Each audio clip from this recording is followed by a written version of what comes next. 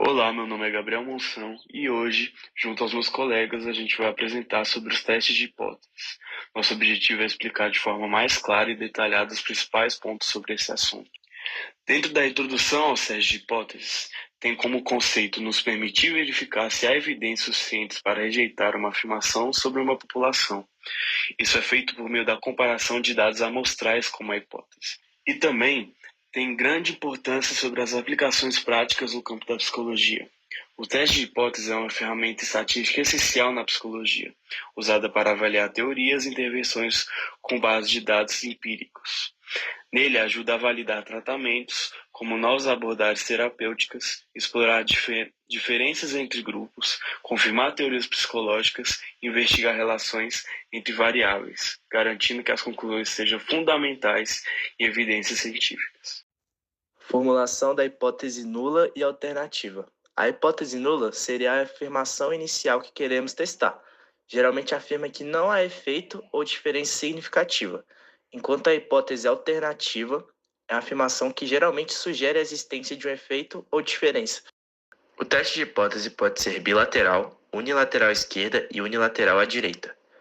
No teste unilateral à esquerda, a região crítica fica somente à esquerda, e o H0 é o menor dos limites. No teste bilateral, a região crítica é dividida nos dois extremos, e o H0 é diferente dos limites. No teste unilateral à direita, a região crítica fica somente à direita, e o H0 é maior dos limites. Cálculo da estatística de teste. Em relação aos cálculos, a estatística de teste é um valor calculado a partir dos dados da amostra.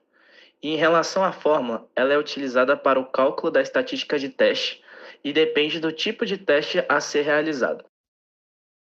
Em relação à resolução, eu dividi ela em etapas, que seriam essas: defina a hipótese nula e a alternativa, ou seja, estabeleça claramente a hipótese nula, que é o H0, e a hipótese alternativa, que é o H1, a serem testadas.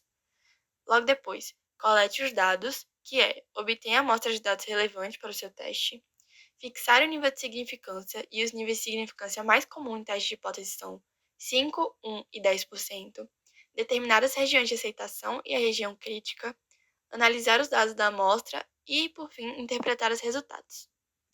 Em relação à fórmula, ela pode ser definida como média amostral, que subtrai média populacional e é dividido pelo desvio padrão populacional, que divide a raiz da amostra. Bom, aqui tem a tabela de distribuição normal padronizada, que é uma tabela que mostra as probabilidades associadas aos valores de distribuição normal, padrão. Então, você basicamente busca o valor correspondente na tabela, né? Depois tem tipos de erro, erro tipo 1, que é a probabilidade alfa, rejeitar H0, dado que H0 é verdadeira, e erro tipo 2, que é a probabilidade beta, não rejeitar H0, dado que H0 é falsa. E aí tem isso numa tabelazinha, né, para ajudar a entender. Por fim, aplicações e considerações finais. Primeiro, aplicações diversas. Um teste de hipóteses é aplicado em uma ampla variedade de campos. 2. Limitações. É importante considerar as limitações do teste e as interpretações corretas dos resultados. Por fim, 3. Comunicação eficaz. Comunicar os resultados de forma clara e concisa para que possam ser compreendidos por diferentes públicos. Bom, considere uma situação em que foi feita uma hipótese de que a média de pontuação de uma população tem um índice Bayes igual a 42, um grupo amostral de 50, uma média de 25, um desvio de 9, uma confiança de 95% e uma significância de 5%. Com isso, então, concluímos que o resultado deve estar por aqui para ser considerado. Para descobrirmos, então, pegamos primeiro a confiança,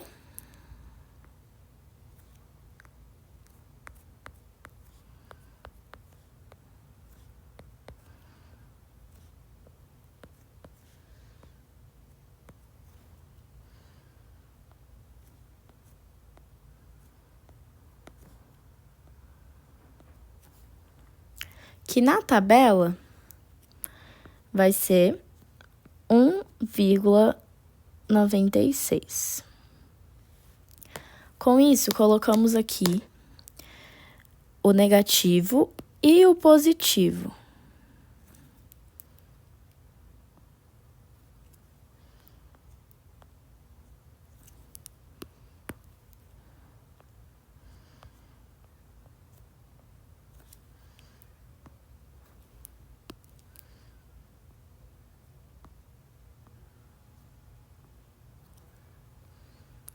E aí, vamos para a fórmula do z-teste.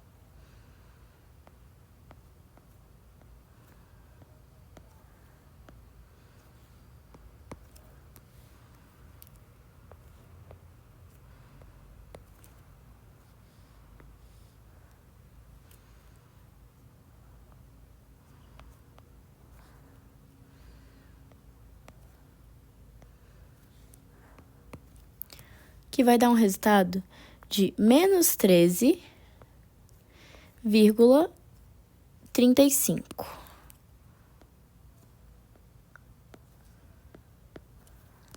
Menos 13,35 é menor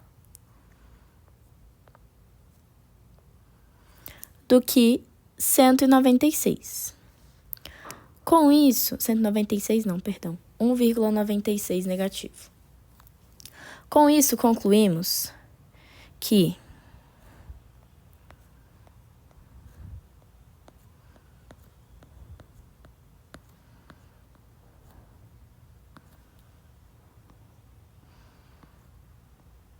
rejeita-se H0.